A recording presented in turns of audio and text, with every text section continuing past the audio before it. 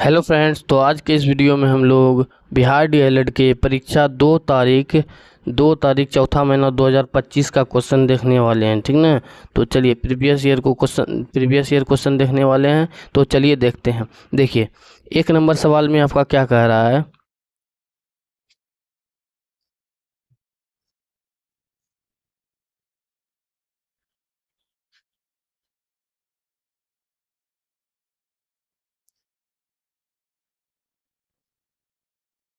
देखिए 1 नंबर सवाल में क्या कह रहा है आपका, महाजस्वी का संधि विच्छेद क्या है। देखिए 1 नंबर सवाल का हो जाएगा आपका महाजोर ओजस्वी। ठीक ना। क्या हो जाएगा, महाजोर ओजस्वी। ठीक है। तो दूसरा नंबर देखिए, दूसरा नंबर में क्या कह रहा है, चतुरानन में कौन सा समास है। देखिए चतुरानन में जो है ना बहुव्रीहि समास है, क्योंकि इसमें अर्थात आ रहा है। ठीक ना। तो चलिए तीसरा नंबर में देखिए कौन सा समास है। तीसरा नंबर में है आपका नील गगन शब्द में कौन सा समास है, बताइए। देखिए क्या बोल रहा है, नील गगन शब्द में समास बताइए। यानी कि देखिए नील गगन में जो है ना, देखिए गगन का विशेषता बता रहा है, नीला है तो विशेषता बताता है, तो क्या हो जाता है आपका, विशेषता बताता है तो कर्मधारय हो जाता है, तो कर्मधारय समास हो जाएगा। चलिए 4 नंबर सवाल को देखिए। 4 नंबर सवाल में क्या है, ध्यान से देखिए। 4 नंबर सवाल में आपका बोल रहा है कि जो है कि मतलब आपका अति सारांश दिया हुआ है। ठीक ना। सारांश को पढ़ के देखेंगे आगे। चलिए क्वेश्चन में देखिए क्या बोल रहा है। क्वेश्चन में बोल रहा है आपका,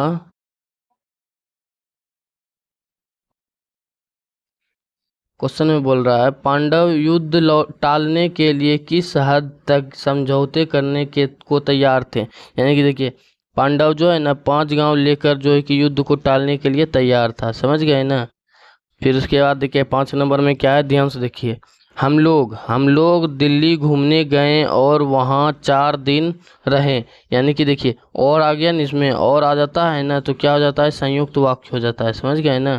फिर उसके बाद देखिए क्या है, अमाउंट आउटस्टैंडिंग के लिए सही पारिभाषिक शब्द है।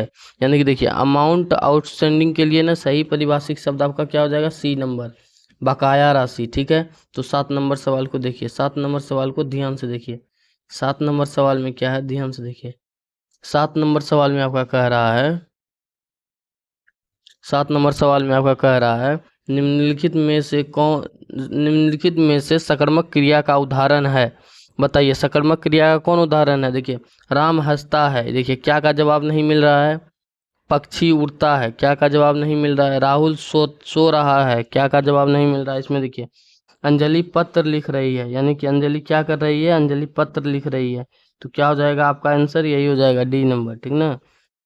देखिए इसमें क्या का जवाब मिल रहा है, क्योंकि अंजलि क्या लिखती है, अंजलि पत्र लिखती है। समझ गए ना। तो चलिए अगला नंबर देखते हैं। 7 के बाद 8 नंबर देखते हैं।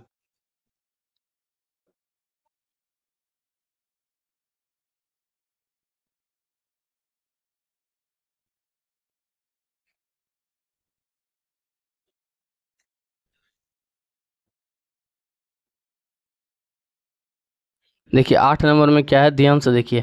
पुरातन का विलोम शब्द है, यानी कि देखिए पुरातन का विलोम शब्द क्या हो जाएगा आपका, पुरातन का विलोम शब्द जो है ना नवीन हो जाएगा। समझ गए ना। पुरातन का विलोम शब्द क्या हो जाएगा, नवीन हो जाएगा। फिर उसके बाद देखिए क्या है, नाक का बाल होना मुहावरे का अर्थ है। देखिए नाक का बाल होना मुहावरे का अर्थ होता है क्या, अधिक प्यारा होना। क्या हो जाएगा, अधिक प्यारा होना। फिर उसके बाद देखिए क्या है, इनमें से कौन सा वाक्य अशुद्ध है, यानी कि अशुद्ध वाक्य को देखना है। ठीक ना। देखिए क्या है, ए नंबर में क्या है, उसने बड़े बड़े फल छांट दिए।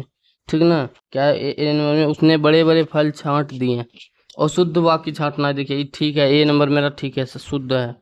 यह हमारे आगामी नेता हैं। देखिए यही आपका गलत हो गया, आंसर हो जाएगा यही, बी नंबर जो है कि अशुद्ध है।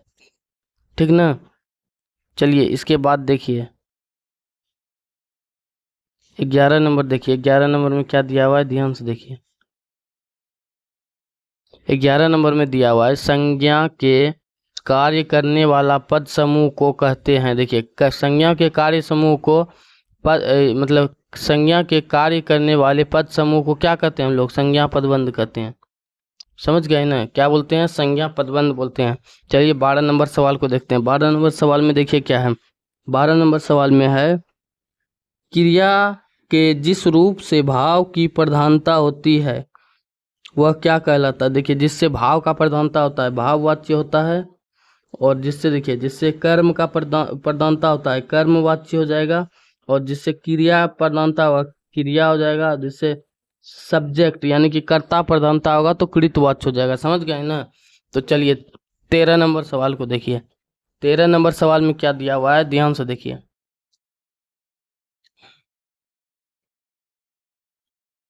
13 नंबर सवाल में कह रहा है, 13 नंबर सवाल में कह रहा है शब्द का प्रसिद्ध अर्थ देने वाली शक्ति कहलाती है। देखिए, शब्द का जो है ना प्रसिद्ध अर्थ देने वाली शक्ति जो है ना अभिधा कहलाती है। समझ गए ना। शब्द का प्रसिद्ध अर्थ देने वाली शक्ति अभिधा कहलाती है। समझ गए। अब देखिए 15 नंबर सवाल को देखिए, 13 नंबर नहीं हुआ है, 13 नंबर देखिए। निम्न में कौन सा व्यक्ति शुद्ध वाक्य शुद्ध है, ठीक ना। क्या है, निम्न में से कौन सा वाक्य शुद्ध है। चलिए देखते हैं। ए नंबर में देखिए, क्या आपका कलेजा में साहस नहीं है, ये गलत हो गया, आपके कलेजे होगा, ठीक ना, गलत हो गया। फिर उसके बाद देखिए क्या है, ध्यान से देखिए। फिर बी नंबर में क्या है, वह पुस्तक को और किसी के हाथ को, मतलब किसी के हाथ ना दीजिए, यानी कि देखिए वह नहीं होगा यहाँ पे, जो उस पुस्तक को होगा, ठीक ना। तो चलिए सी नंबर को देखिए। सी नंबर में क्या है आपका, उसने उनके गले में एक गेंदे का माला डाल दी, यानी कि देखिए देखिए गेंदे के एक माला डाल दी, ठीक ना। ये हो जाएगा आपका गेंदा जो है ना इधर आ जाएगा आपका, समझ गए ना। फिर देखिए डी नंबर हो जाएगा क्या आपका, शुद्ध वाक्य हो जाएगा। देखिए क्या है, जीवन में सच्चा सच्चा मित्र बिरला ही मिलता है। समझ गए ना। डी नंबर हो जाएगा आपका सही। चलिए अब 15 नंबर सवाल को देखिए। 15 नंबर सवाल में क्या करा है, ध्यान से देखिए।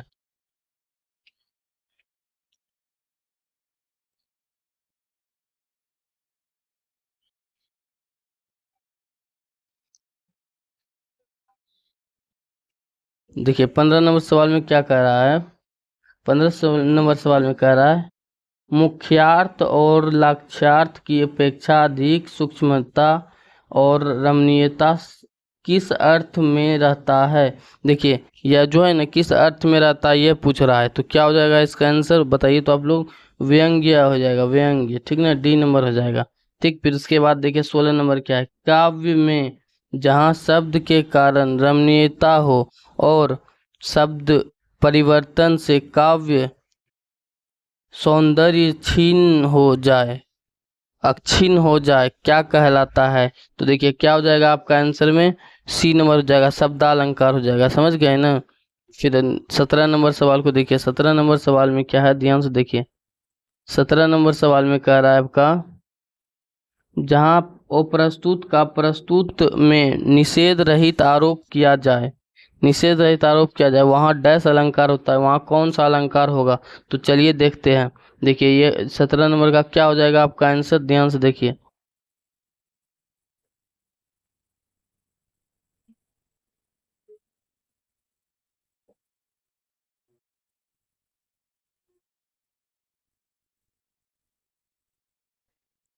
देखिए 17 नंबर में आपका जो है ना 17 का हो जाएगा आपका रूपक अलंकार। समझ गए ना, 17 का आपका रूपक अलंकार हो जाएगा। फिर उसके बाद देखिए क्या कह रहा है, उपमेय तथा उपमान को एक मान लिया जाए तो कौन सा अलंकार होता है। यानी कि देखिए उपमान, उपमेय और उपमान को जब एक मान लेते हैं ना तो कौन सा अलंकार होता है बताइए तो आप लोग। जो उपमान और उपमेय को हम लोग एक मान लेंगे ना तो क्या हो जाएगा आपका, रूपक अलंकार होगा। समझ गए ना। तो चलिए 19 नंबर क्वेश्चन को देखिए। 19 नंबर क्वेश्चन में क्या है, ध्यान से देखिए। 19 नंबर क्वेश्चन में बोल रहा है,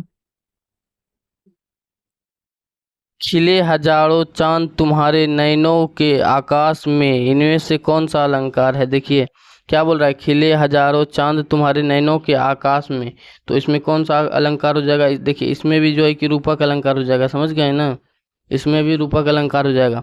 देखिए 20 नंबर को देखते हैं। चलिए 20 नंबर को देखिए। 20 नंबर में क्या है, ध्यान से देखिए। 20 नंबर में कह रहा है आपका, खंजरीर नहीं लखी पड़त कुछ दिन सांची बात, बाल द्रगन समहीन को करण मनो तप जात। इस पंक्ति में कौन सा अलंकार है। देखिए मनो मानो मन हो आ गया ना, तो कौन सा अलंकार हो जाएगा, देखिए मनो मनो आ जाता है ना तो उस उत्प्रेक्षा अलंकार हो जाता है, इतना ध्यान रखिएगा आप लोग। तो चलिए 21 नंबर सवाल को देखते हैं। 21 नंबर सवाल में क्या कह रहा है, ध्यान से देखिए। 21 नंबर सवाल में कह रहा है, मैं अंधा भी देख रहा हूँ, रोती हो तुम रोती हो। इस पंक्ति में कौन सा अलंकार है? देखिए क्या बोल रहा है, अंधा भी है और देख भी रहा है, यानी कि देखिए विरोध विरोध कर रहा है, मतलब अंधा भी है और देख भी रहा है, विरोधाभास हो जाएगा इसमें, समझ गए ना। फिर उसके बाद देखिए क्या है, छंद के कितने अंग होते हैं? देखिए छंद के जो है ना कितना अंग होता है बताइए तो आप लोग, छंद के जो है कि 8 अंग होता है, समझ गए ना। फिर चलिए 23 नंबर सवाल को देखिए। 23 नंबर सवाल में क्या है, ध्यान से देखिए। 23 नंबर सवाल में कह रहा है, निम्नलिखित पंक्ति में कौन सा वर्णिक छंद है? जागो उठो भारतवासी, आलस्य त्यागो ना बनो पिलासी। समझ गए ना, क्या बोल रहा है, जागो उठो भारतवासी, आलस्य त्यागो ना बनो पिलासी। समझ गए ना, इसमें क्या हो जाएगा आपका आंसर, क्या हो जाएगा आपका? देखिए इसमें हो जाएगा आपका क्या, इंद्रवर्जा हो जाएगा, समझ गए ना, इंद्रवर्जा हो जाएगा आपका ए नंबर। समझ गए। चलिए अब जो है कि 24 नंबर को देखिए। 24 नंबर में क्या है, ध्यान से देखिए। 24 नंबर में आपका कह रहा है, काव्यालंकार सूत्रवृत्ति किसकी रचना है? देखिए क्या काव्यालंकार सूत्रवृत्ति किसकी रचना है, यही नहीं बताना है हमको। देखिए यह जो है ना आचार्य वामन की रचना है, समझ गए ना। किसका है, आचार्य वामन की रचना है। काव्यालंकार सूत्रवृत्ति आचार्य वामन की रचना है। तो चलिए अब 25 नंबर सवाल को देखिए। 25 नंबर सवाल में क्या कह रहा है, ध्यान से देखिए। 25 नंबर सवाल में आपका कह रहा है, अभिनव गुप्त के किस अनुसार रस के अब मतलब अभिनव गुप्त के अनुसार रस के कितने भेद होते हैं? यानी कि देखिए रस के कितने भेद होते हैं अभिनव गुप्त के अनुसार? तो देखिए अभिनव गुप्त के अनुसार जो है ना रस के जो है कि 9 भेद होता है, समझ गए ना। तो चलिए देखिए आज के लिए हम लोग इतना ही रखेंगे, मिलते हैं नेक्स्ट क्लास में, तब तक के लिए थैंक यू। और देखिए आप लोग नए हैं तो चैनल को सब्सक्राइब कीजिए, वीडियो को लाइक कीजिए और भी जो है कि अपने दोस्तों में शेयर कीजिए, समझ गए ना। तो चलिए वीडियो को जो चैनल को जो है कि सब्सक्राइब करना